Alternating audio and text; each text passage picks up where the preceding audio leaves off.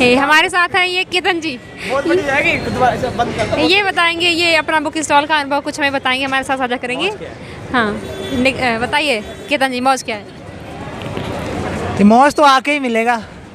वहाँ मैं आपको कुछ बता पाऊँगा? देखो, कोई किसी को समझाया बता नहीं सकता है। मौज लेने के लिए आपको आना होगा।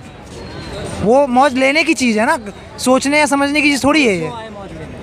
जी, ये केतन जी कहना चाह रहे हैं कि जब मिठाई के लिए आपको गुड़ खाना होगा तभी पता चलेगा कैसा मीठा लगता है, तो वो बता रहे हैं मौज।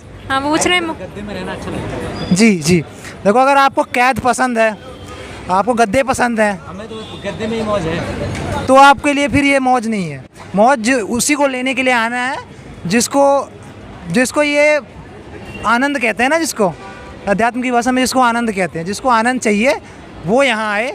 और बाकी अगर आएंगे तो ये तो गारंटी है कि कुछ ना कुछ सीख के जाएंगे। कहते हैं ना आचार्य जी, अगर उड़ना सीखना है तो झुंड में चले जाओ। तो आ गए ना एक बार तो हल्का हल्का सीख जाओगे और 2-3 वीक में तो उड़ना भी सीख जाओगे। आप उन लोगों को आकर्षित कैसे करोगे जो मौज के लिए तैयार ही नहीं है, जिन्हें उच्चतम चाहिए ही नहीं, उन लोगों को आकर्षित कैसे करोगे? जो कम्युनिटी से जुड़े हैं उनको तो चाहिए, जो लोग कम्युनिटी से जुड़े हैं उनको तो उच्चतम चाहिए, क्योंकि आचार्य जी की शिक्षाओं से जुड़े हैं। जो नहीं जुड़े हैं वो बेचारे अभागे हैं, उन्हीं के लिए ये सब प्रयास चल रहा है और कम्युनिटी वाले पूरा जोर लगा रहे हैं। और मैं चाहता हूँ कि बाकी जो सिटी के लोग हैं, कम्युनिटी के लोग हैं, वो स्टॉल लगाएं और बुक स्टॉल पे आएँ एटलीस्ट। मेरा आपसे प्रश्न है, अभी आपने कहा जी, कम्युनिटी से जो जुड़े हैं लोग, जी, उनके लिए तो उनको तो मौज चाहिए ही चाहिए जी। तो क्या वो सभी यहाँ पर बुक स्टॉल में आते हैं? आपके अनुसार मौज तो सबको चाहिए, आपने कहा कि मौज तो आके पता चलेगा जी। तो क्या सभी लोग आते हैं? आपके हिसाब से कम्युनिटी से जुड़े हुए लोगों को मौज चाहिए जी। तो सभी लोग तो नहीं आते बुक स्टॉल में, तो उस पर आप क्या कहना चाहते हैं? देखो, सभी लोग नहीं आ पाते, किसी का अपना कंस्ट्रेंट होगा, हो सकता है किसी का कंस्ट्रेंट हो। लेकिन अगर आपको वीकेंड पे टाइम मिलता है, वीकेंड पे सैटरडे संडे को मिलता है, आप और किसी दिन मिलता है, तो आप ज़रूर जाएं। हो सकता है आपका कोई कंस्ट्रेंट हो, आप हो सकता है बहुत बिजी आदमी हो, लेकिन अगर वीकेंड पर टाइम मिल रहा है, क्योंकि वीकेंड पे ही मोस्टली बुक स्टॉल लगते हैं, आप अपना इनिशिएटिव लेके भी बुक स्टॉल तो लगा सकते हैं। आपको क्या करना है, कुछ बुक्स लेनी है, एक बेंच लेना है, उसके ऊपर बस रखना है और फिर बुक स्टॉल रेडी हो गया। बेंच ना मिले धरती पे रख लो। हाँ, आप अपना खुद का इनिशिएटिव स्टार्ट कर सकते हो। और हमारे साथ तो ऐसे भी एक बंदे हैं, निखिल जी, उन्होंने बाइक के ऊपर लगाया है बुक स्टॉल।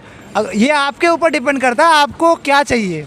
आपको उड़ना है, मौज चाहिए, तो आप निकल जाइए, बस 10-15 बुक लेके आप खड़े। मैंने खुद ने मेट्रो पे 2 बुक लेके मैंने लगाया है, 2 बुक लेके मैंने खुद किया है, और दिया भी 1-2 बुक मैंने दिया, डिस्ट्रीब्यूट भी किया है। वो तो आपके ऊपर है ना।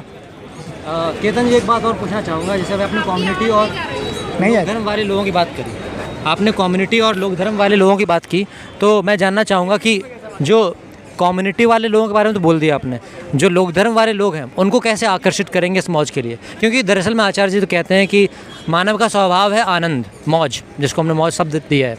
तो स्वभाव तो आनंद ही है, लेकिन वो कई मान्यताओं के तले फंसे हुए हैं, तो उनको कैसे आप आकर्षित करते हैं? इस बुक स्टॉल में आपको ऐसे चुनौतियों का सामना करना पड़ता होगा कि सामने वाले तक आपको अपनी बात पहुंचानी है, तो आप क्या क्या तरीके अपनाते हैं और क्या वो बात आप सच में पहुंचा पाते हैं? क्या क्या चुनौतियां हैं उन लोगों को आकर्षित करने में जिनका स्वभाव तो है मौज, लेकिन वो मौज के लिए शायद तैयार नहीं है? तो उनके लिए क्या संदेश देना चाहेंगे और किस तरह से अन्य बुक स्टॉल में जो प्रतिभागी हैं वो लोगों को अपनी ओर आकर्षित कर सकें, ताकि वो भी अपने मूल स्वभाव जो कि आनंद है, मौज है, उसको पहचान सकें? देखो, उसमें तो डिबेट और डिस्कशन ही है तरीका।